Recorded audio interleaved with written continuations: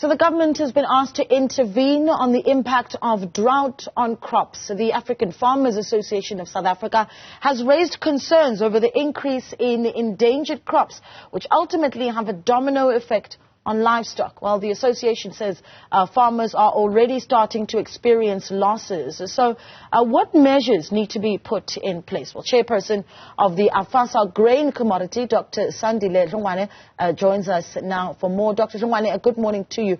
Thank you so much for joining us. I think that what we can all agree on is certainly having experienced the extreme heat in the past few weeks, one could even say months, but we're talking about temporary heat here when you've got meteorologists also saying that we have a long-term heating problem, and no surprises it would hit our agricultural sector. What are your key concerns? Let's start there. Good morning. Yes. Thank you for having me. And yes, indeed, our farmers, the grain producers, are indeed reeling, for instance, from already the challenges of fire as a result of the persistent drought.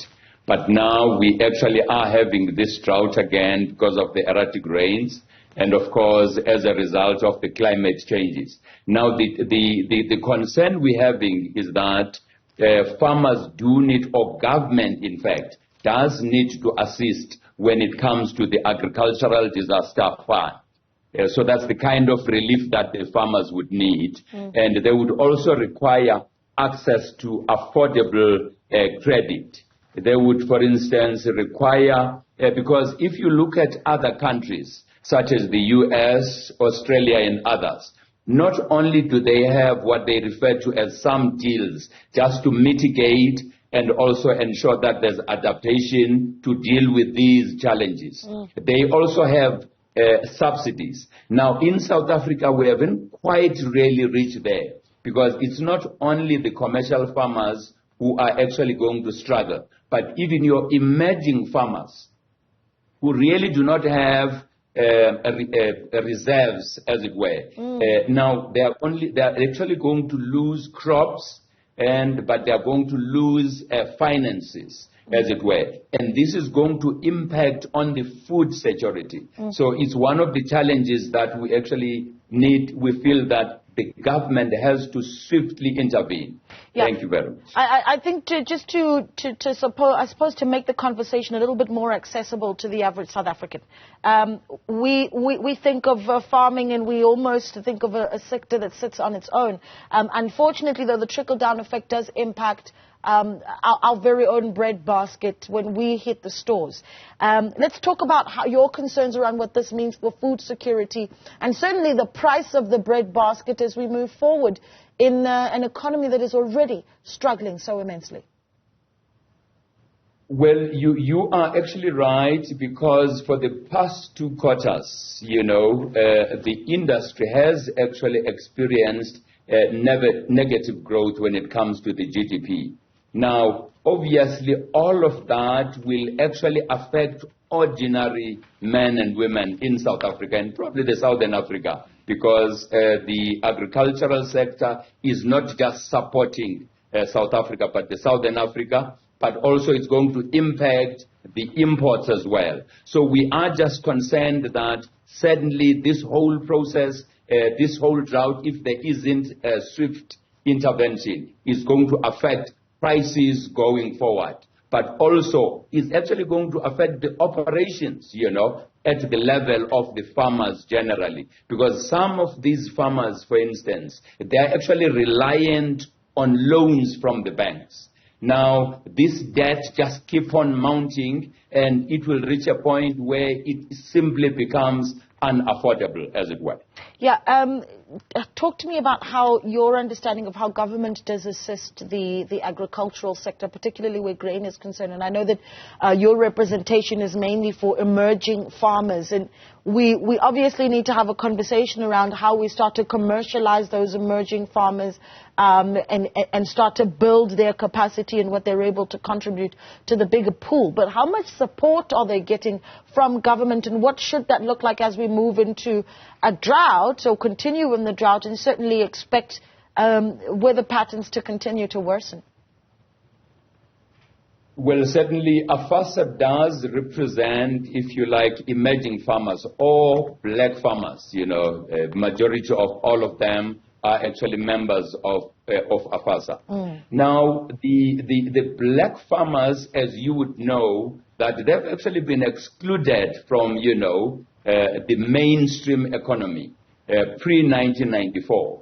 Now, issues around deregulation, of course, there are good aspects of it. But the reality is that if you look at the support that was actually offered by the apartheid government and you compare it today, the apartheid government really supported the industry, which is the point I initially alluded to.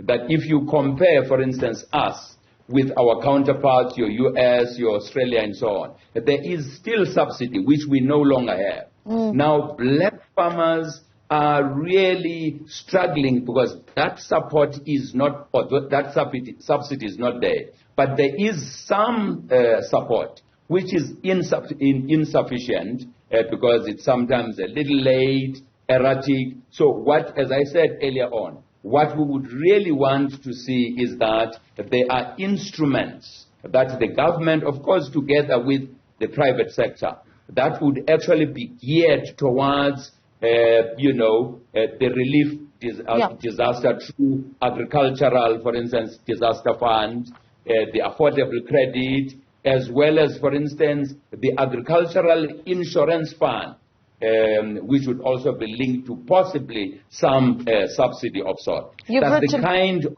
relief that we need. Yeah, you've written, of course, that your concern is some of your emerging farmers might even need to end up culling their livestock during the winter season. I mean, that must be a terrifying prospect for a farmer who is growing a business and has trouble with access to market, as most emerging farmers do. That's exactly one of the challenges that we actually, because it's almost like a double-edged sword. Because it's not just affecting only, the grain producers, but it's also affecting the livestock farmers. Because because the grain is actually used also as, for feedlots and all like that. So if, for instance, the crop has actually been lost, it's going to affect even the livestock. And because if, for instance, there is no crop, then it's actually going, and they may just, as you have just said, that some of those farmers may have to cull some of the animals as a result of the challenge that we are having. Yeah, I want to bring in another angle here, especially because you do represent black emerging farmers, which I think is an interesting sector.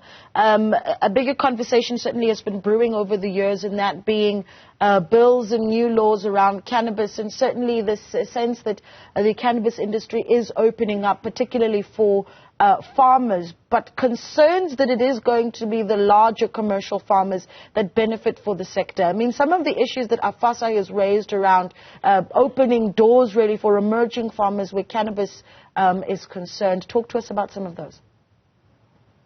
Yes, you are actually correct. Because now that, for instance, the cannabis has somehow been made available for commercial use, the challenge that we are actually concerned with is that it will still be the huge commercial farmers that actually benefit. When in actual fact you'd find that in areas such as the Eastern Cape in particular, it's actually our emerging black farmers who have actually been playing in that space, but sometimes the regulations are such that they actually become a hindrance or the barriers to entry become so steep that it would actually still be excluding those black farmers which are actually our members. Yeah. So again, that's the engagement that is still ensuing between us as AFASA and, of course, other lobby groups as well as government. Yeah, well, just to get back to our conversation around your calls for government to intervene amid the impact of drought on crops and inevitably livestock, we have, of course, reached out to the Department of Agriculture and we await a response from them. But we do appreciate your time. Thank you so much for speaking to us. That was Chairperson of AFASA, which is the African Farmers Association of South Africa, the Grain Commodity, Dr. Sandile Ndlungwane, speaking to us there.